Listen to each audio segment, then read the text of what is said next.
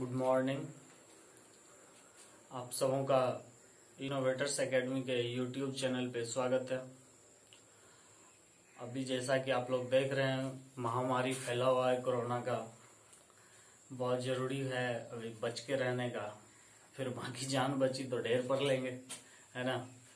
बस कोशिश कर रहे हैं कि आप लोग जहाँ भी हैं इसको पढ़ें और आपका कोर्स जो है वो कंप्लीट हो सके, आपको कुछ जानकारी मिल सके उसके बारे में। तो चलिए हम लोग बिना टाइम वेस्ट किए हुए अपना आज का जो टॉपिक है उसको डील करते हैं। आज का टॉपिक है रिप्रोडक्शन, मतलब प्रजनन। रिप्रोडक्शन या प्रजनन होता क्या है, रिप्रोडक्शन की क्या जरूरत है।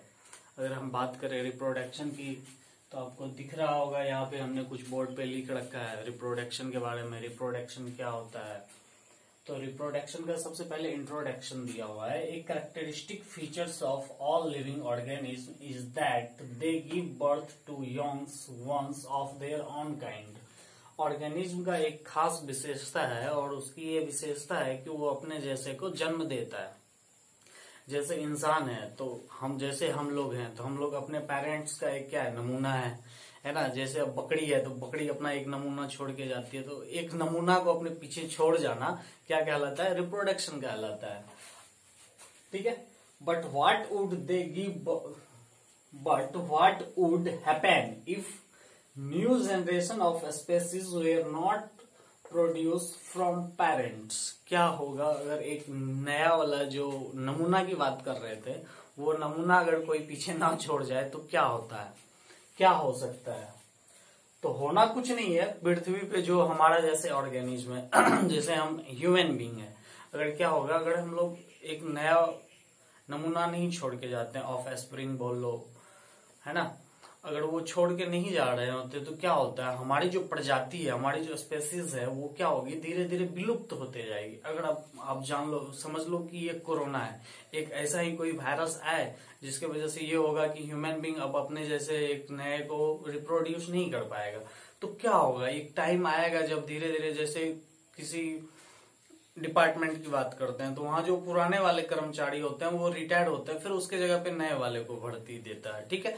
अगर क्या होगा, अगर सारे पेरेंट्स वाले जो जो अब तक एग्जिस्ट करते हैं इस पृथ्वी पे, वो सारा का एक लाइफ स्पेन होता है हर लिविंग ऑर्गेनिज्म का, अगर वो डेड हो जाता है तो बाकी का कहां से आएगा। तो धीरे धीरे एक टाइम आएगा जब भी ह्यूमन बीइंग रहेगा ही नहीं। अगर हमारा पेरेंट्स जो है वो अगर रिप्रोडक्शन नहीं करता, अगर हम रिप्रोडक्शन नहीं करेंगे, या all humans being are unable to reproduce their own kinds of, बात समझ रहे हो ना।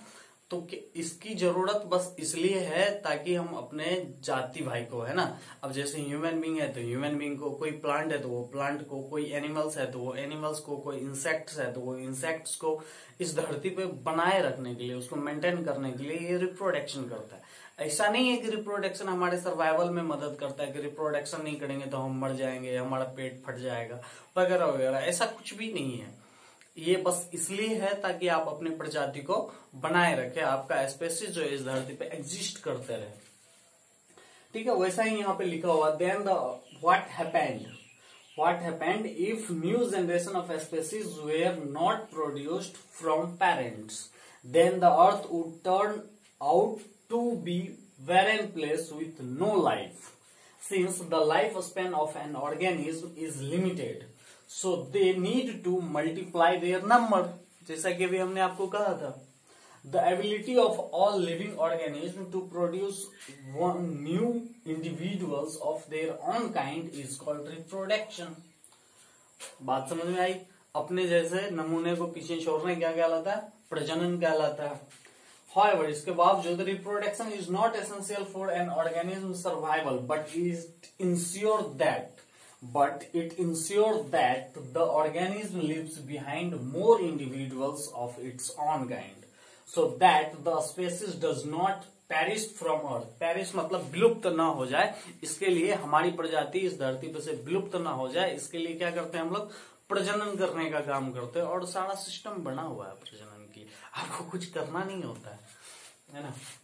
चलो बात करते हैं parts of reproduction in plant का। अगर हम लोग ह्यूमन बीइंग की बात करेंगे फिर कभी, आज हम लोग बात करते हैं प्लांट्स का।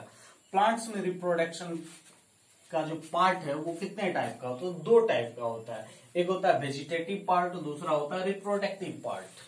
अब ये वेजिटेटिव पार्ट क्या होता है, आज हम लोग इसको देखेंगे। वेजिटेटिव पार्ट जो होता है वो दो टाइप का होता है। वेजिटेटिव पार्ट्स में आपको दिख रहा होगा स्टीम होता है, रूट, लीफ और बड होता है। Vegetative types of reproduction, type of reproduction जो होता है वो दो टाइप का होता है। एक तो सेक्सुअल होता है, दूसरा एसेक्सुअल होता है। सेक्सुअल क्या होता है? जब आपस में दो चीजें मिल के होता है तो ये होता है सेक्सुअल। जब मेल और फीमेल होता है तो ये होता है सेक्सुअल। एसेक्सुअल क्या होता है? जब एक ही, जैसे अब मान लो आपके पास कोई फ्लावर है, मैक्सिमम फ्लावर जो होता है वो सेक्सुअल होता है, पर कुछ ऐसे भी होते हैं जो एसेक्सुअल होता है।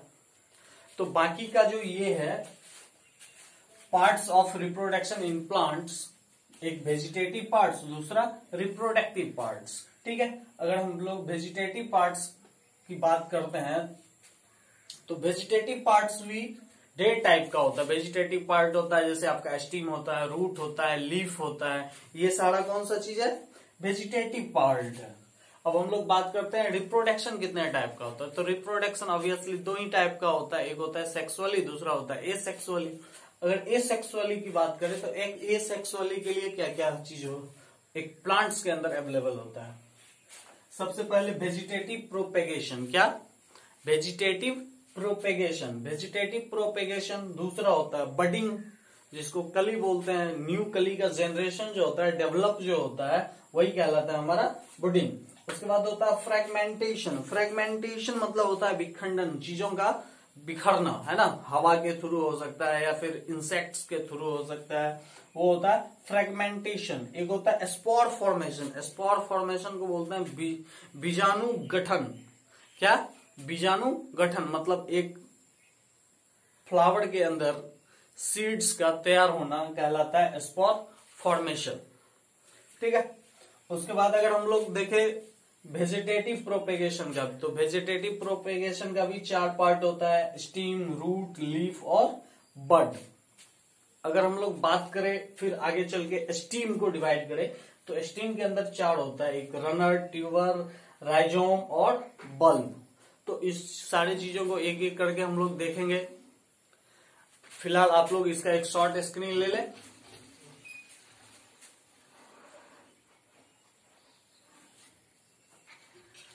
चलो ठीक है, आगे का जो क्लास होगा वो हमारा शुरू होगा वेजिटेटिव पार्ट्स में एसेक्सुअल रिप्रोडक्शन का। ठीक है, प्लांट्स के अंदर एसेक्सुअल रिप्रोडक्शन कैसे होता है, इसका क्या क्या पार्ट होता है, हर पार्ट का अपना अपना एक फंक्शन होता होगा, वो क्या क्या फंक्शन है, इस सारी चीजों को हम लोग अगले वीडियो में डिस्कशन करेंगे। अगर ये सारी चीजें आपको अच्छी लगी हो तो कृपया सब्सक्राइब करें, लाइक करें और लोगों से, अपने दोस्तों में इसको शेयर करें। ठीक है, तब तक के लिए जय हिंद।